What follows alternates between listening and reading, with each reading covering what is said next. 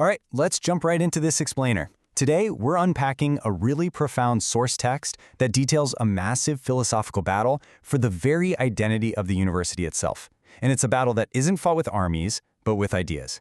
It explores the delicate and honestly often pretty tense relationship between faith, reason, and how we as human beings actually come to know what is true.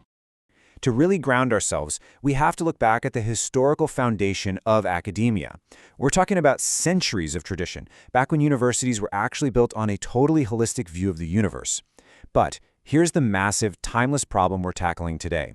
What happens when an institution fundamentally shifts that worldview? What happens when it decides, hey, we can only validate and teach what can be strictly, scientifically calculated? Well, that is exactly the crisis we're going to break down. So here is our roadmap for tracking this intellectual battle. We'll start by introducing our two thinkers, then examine Newman versus liberalism, explore this fascinating concept called the elative sense, look at Ratzinger versus positivism, discuss the solution of open reason, and finally get to the ultimate foundation of knowledge. Okay, part 1. Two thinkers, one challenge. So we are looking at two vastly different eras here. Yet the text reveals that both periods suffered from a singular, overarching intellectual disease. And that disease was the desire to artificially shrink the boundaries of human rationality. Despite being separated by over a whole century, John Henry Newman and Joseph Ratzinger faced the exact same threat. In 1851, Newman is delivering his famous university discourses in Dublin. Fast forward to 1959 in Bonn, and then later 2006 in Regensburg, and there's Joseph Ratzinger delivering his own warnings. Both of these men, acting as intellectuals and university professors, recognized a truly dangerous reduction in what we consider human reason. They saw this growing consensus trying to basically exile anything unmeasurable, like faith or deep philosophical inquiry, pushing it completely out of public reason and into the realm of just private subjective feelings. Moving right along to part 2, Newman versus liberalism. Let's step back into 19th century England and look at the specific adversary Newman was up against. Now, absolutely crucial point here, Newman wasn't talking about modern politics. When you hear the word liberalism in this specific context, you really have to look at it through an epistemological lens.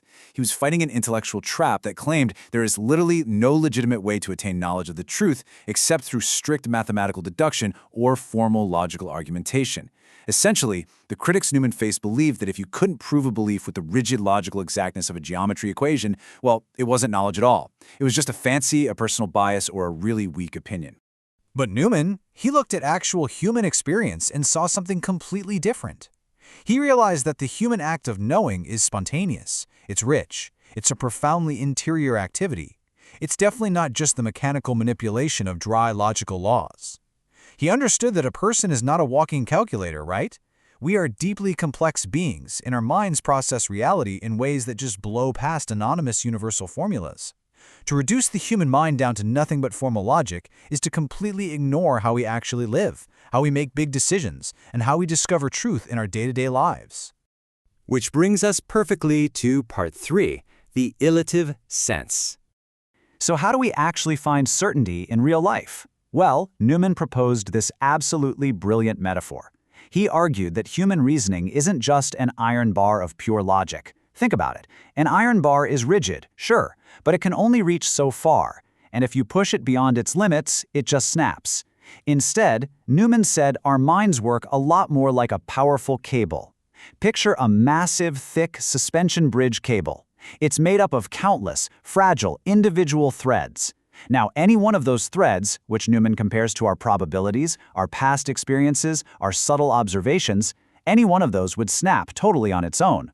But when these incredibly diverse threads are woven together by the human mind, they form an unbreakable cable of truth. And that is exactly how we reach moral certainty. He called this complex mental faculty the elative sense. And I just love how he put it. Our mind embraces more than it can master. That quote just perfectly nails the idea. The elative sense is what explains how our intellect can grasp these really concrete realities that fall totally outside the narrow, limited field of a formal logical syllogism. You know, a logical formula just can't capture the entire reality of a human life, but the elative sense, it gathers all those unquantifiable fragments and allows us to confidently foresee and trust in a conclusion. All right, jumping into part 4, Ratzinger versus positivism. Jumping ahead to the 20th and 21st centuries, Joseph Ratzinger found himself facing a highly evolved, modern version of this exact same intellectual disease. This time, it's called positivism, and this is basically an artificial reduction that shrinks reason down to mere empirical correctness. Positivism essentially dictates that if something can't be continuously tested, measured, and perfectly reproduced in a lab, it has no business being in the realm of reason. Under this paradigm, humanity abandons those grand, ultimate questions like what is true and what is good, and just trades them in for what works. It traps humanity inside its own scientific methods, prioritizing functional reliability over any ultimate meaning. Ratzinger warned that because of this intense positivist pressure, philosophy itself was actually surrendering its grand quest for reality. Instead of trying to understand the deep, messy nature of human existence, philosophy was retreating into this tiny, safe little corner, focused entirely on the exactness of language.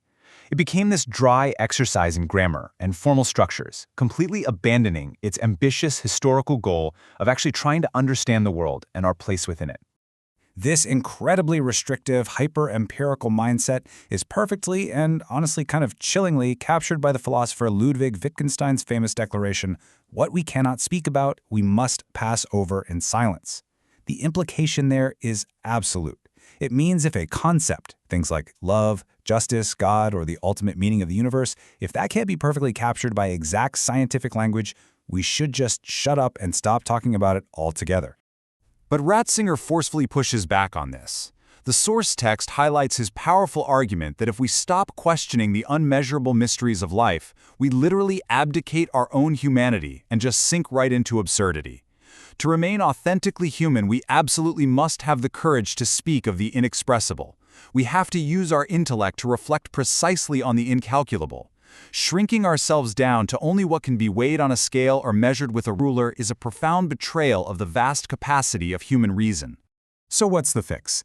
That brings us to part 5, open reason. How do we cure this intellectual blindness in our universities and our society? Well, Newman and Ratzinger propose what the text calls una ración abierta, or an open reason. Now, this isn't about rejecting science or empirical data, not at all. Rather, it's about expanding our concept of rationality so that it covers the whole human experience. They beautifully imagine philosophy and theology not as a master and a slave, and certainly not as enemies, but as twin sisters. They are autonomous, each has their own distinct methods and identities, but they are intrinsically united in this vital harmony to access the totality of truth. Without one, the other is simply incomplete. And finally, part 6, the foundation of knowledge. Let's connect this all back to why this separation is so critically dangerous for our world right now. When reason is artificially severed from faith, the real-world consequences are severe. We see a fall into pure utilitarianism, where people and ideas are literally only valued for their usefulness. We see an extreme fragmentation of knowledge. And this leads straight to an empire of techno-scientism, a relativistic mentality, a very real, gradual loss of true human freedom, and, incredibly, the rapid rise of fanaticism and fundamentalism. Why? Because reason is no longer there to properly guide those religious or moral impulses. As the source text starkly warns us, removing the divine horizon doesn't actually liberate human reason. Actually, scratch that. It does the exact opposite. It leaves it blind, impoverished, and incredibly susceptible to dangerous modern ideologies. If the university forgets that faith and reason are fundamentally interconnected in the pursuit of truth, it completely stops being a universe of knowledge, and it just becomes a factory of fragmented data. I want to leave you with this final, provocative thought about the boundaries of your own mind. Looking at the warnings of both Newman and Ratzinger, we really have to ask ourselves today, if we successfully restrict our reason solely to what can be strictly calculated and measured, do we guarantee our ultimate loss of the true meaning of reality? Thank you so much for exploring this vital concept with me. Keep questioning the limits of what you know.